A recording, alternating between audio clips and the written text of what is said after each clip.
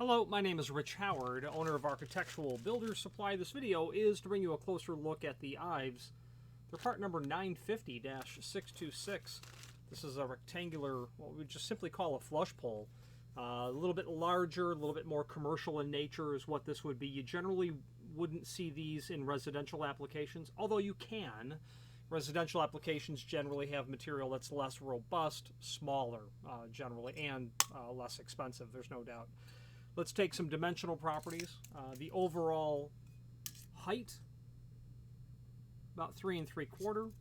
The overall width be about 2 7/8, maybe 2 13/16.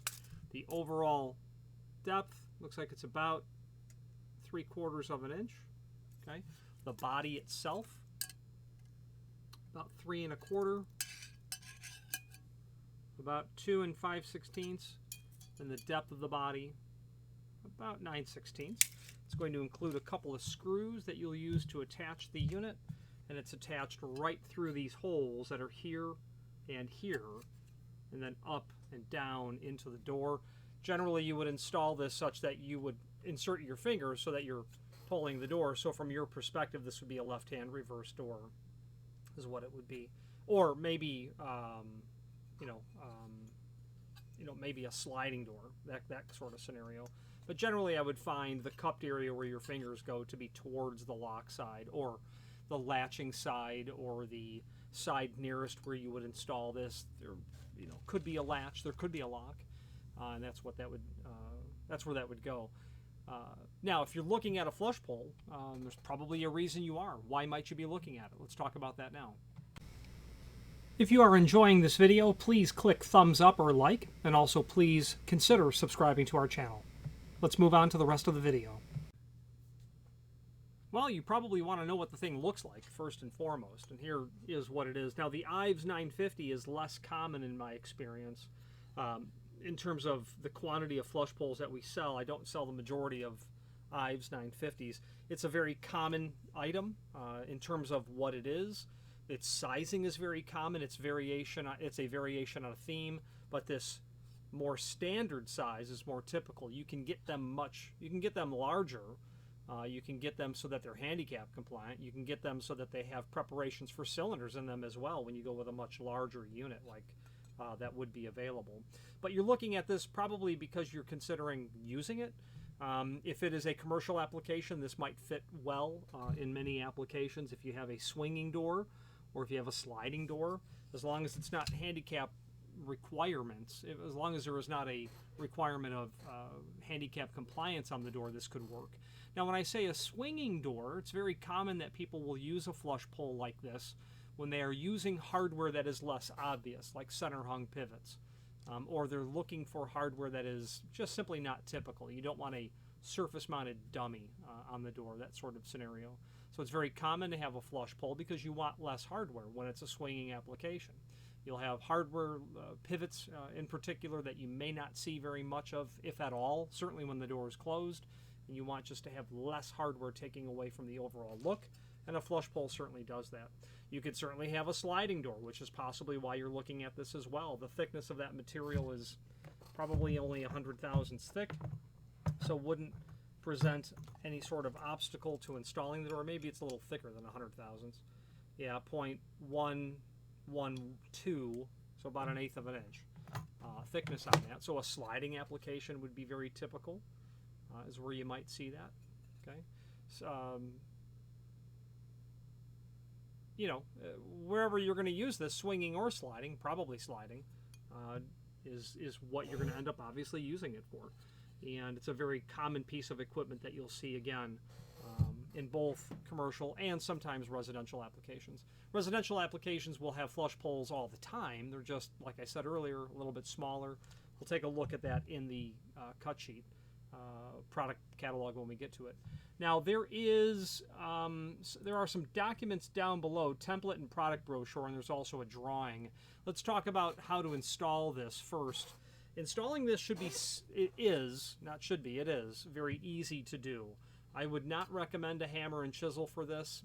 You can obviously use a hammer and chisel to get this all installed.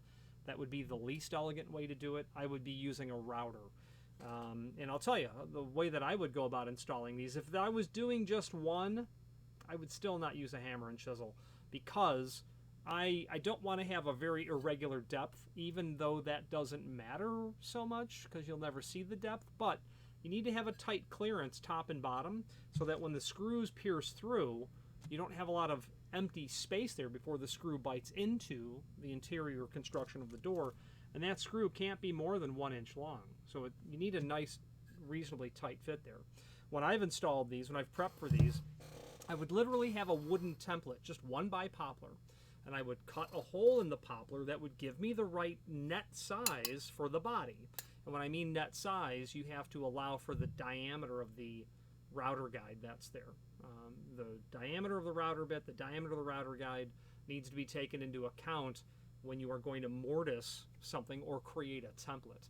So I would have a template made.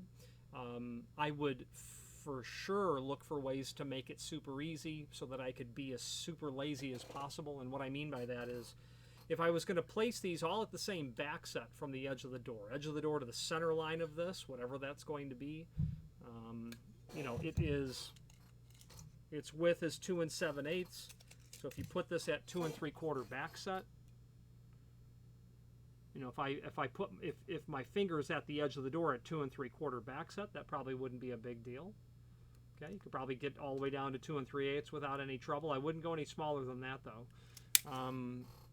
Only because you might be encountering a different part of the door, different construction on the interior of the door, namely the stiles. Plus also if you're installing it on a side that you might have stops, so that if you have a sliding door, your pocket door, sometimes they butt up to just a cased opening frame. Very typical, but other times you'll have a cased opening frame with trim applied on both sides. So now you have to contend with that trim sticking out. So you don't want the hardware to butt into the face of that applied trim. It's a nice way to get a pocket door. So rather than this, it kind of looks more like this now, with this and this being the applied trim. I would make where I prep in the template the proper distance from the edge. So all I had to do was flush my template off to the edge of the door. If I was being super duper lazy, I would be making a long template so that I could flush the template to the bottom of the door and to the edge of the door, clamp it down. So I could potentially have a piece of 1 by poplar that might be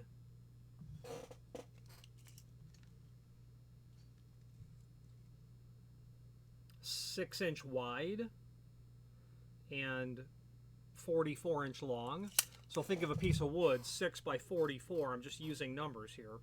The reason I would make my template that long is because then I would position this in the top of the template so that every height that so that every time I prepped it, when I squared that template off at the bottom outside corner of my door and then flush on the edge and clamp it down, I'm never measuring for height.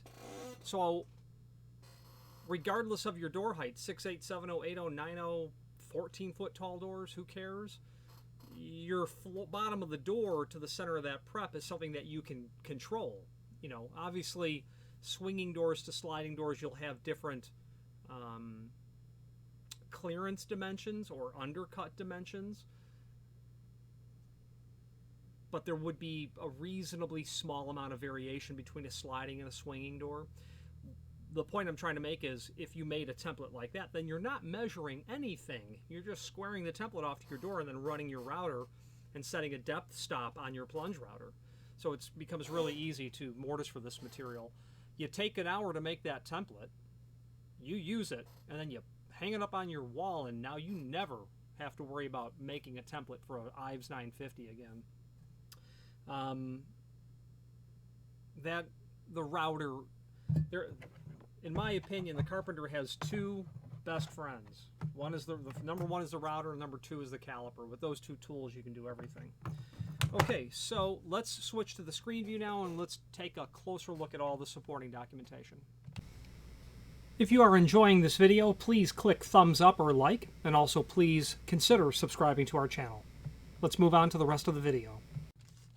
Okay, here's the item that we are looking at. Speaking of looking at it, let's take a look at some images. There it is in its packaging.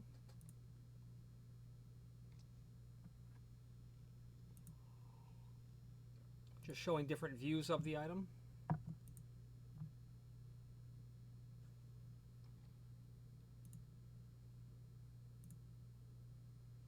They've got that back plate just riveted on, and then your two screws. It has a matching finish here. I was about to say I don't know what that material's made of. This is cast brass, and that plate on the back is likely brass as well. It exhibits zero attraction to a magnet. A stainless, if it was stainless, it would very likely be marginally magnetic, but I believe this is also brass on the edge there. Okay, so that's what our hardware looks like. Okay, extended description information. It gives us the size that we've gone over. A couple of number 6 3/4 inch oval head. I don't know what PH means. Pan head. It should be oval head sheet metal screws. OHSMS. Product brochure. Let's take a look. Here's the 950 and some of its sister products. These are a different series than what you would see in the standard IVES catalog, which I'll show you in a moment. More commercial in nature, this material. Actually, a little more current, I think, with the modern design aesthetic that some residential folks are looking for. Hardware that's simply more commercial in nature, and this does meet the bill. Black on the back of these plates is very typical. You'll see that in a lot of poles, but IVES other poles are here. This is a larger unit, the 955, still not handicap compliant. But nonetheless, if you need something that's physically larger, you might have a heavier door. So, you might have 300 pounds of door to roll in one direction, so you're going to want something a little bit larger. Different finishes that these are available in. Now, there is a template, and this is just simply going to reinforce everything I was saying earlier. That caliper comes into play because they give us 3 3/8 height. They tell us 2.5 inch and then 11/16 for the preparation in the door. And you'll take note that you're going to probably need to square the corners out.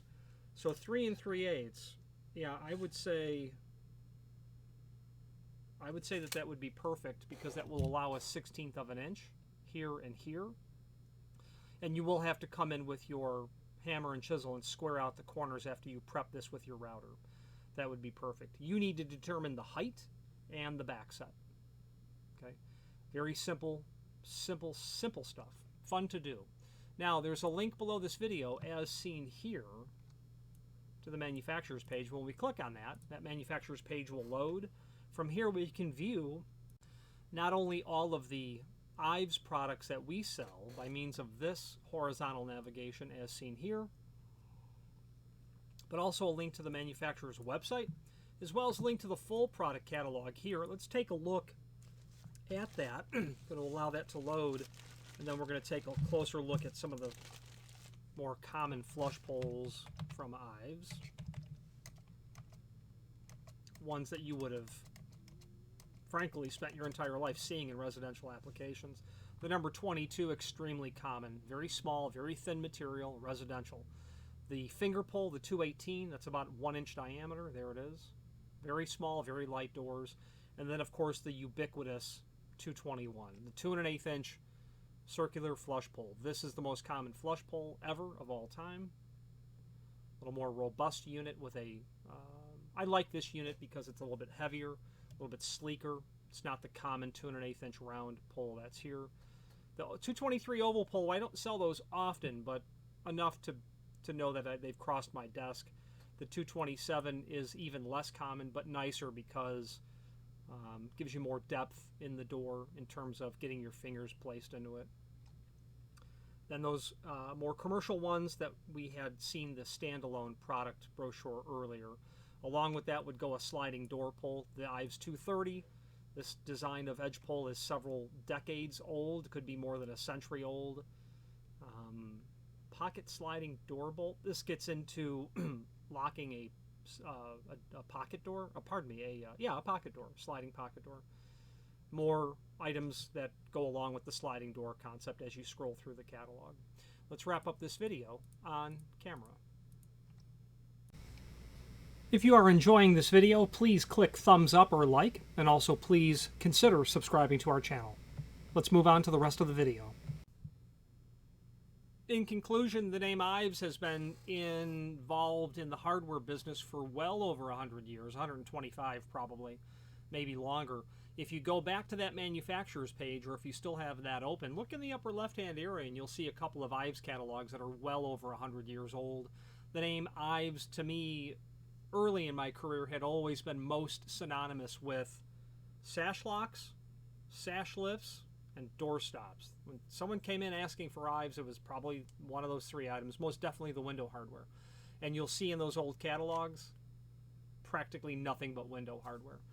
But today, IVES is under the Allegion umbrella, and IVES is the trim and auxiliary provider for these other sister companies that they have. Schlage with locks, Von Duprin with exit devices, Glenn Johnson with door controls, Zero with weather stripping,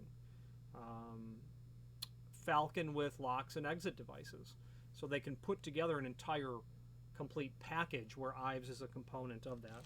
IVES is part of Allegion, as I had just said, which also means that they're part of exceptional technical support. Great culture, great group of folks there. Every time I speak to IVES or anyone at Allegion Technical Support, these people are just extremely knowledgeable, total expert level of command over the subject matter, and very, very happy to help. That's what it takes. Any questions on the 950 or any other IVES product, please feel free to reach out to us. And thank you. Again, thank you for watching, and if you've enjoyed this video, please click thumbs up, please subscribe, and maybe even send the video to someone that you know. Thank you.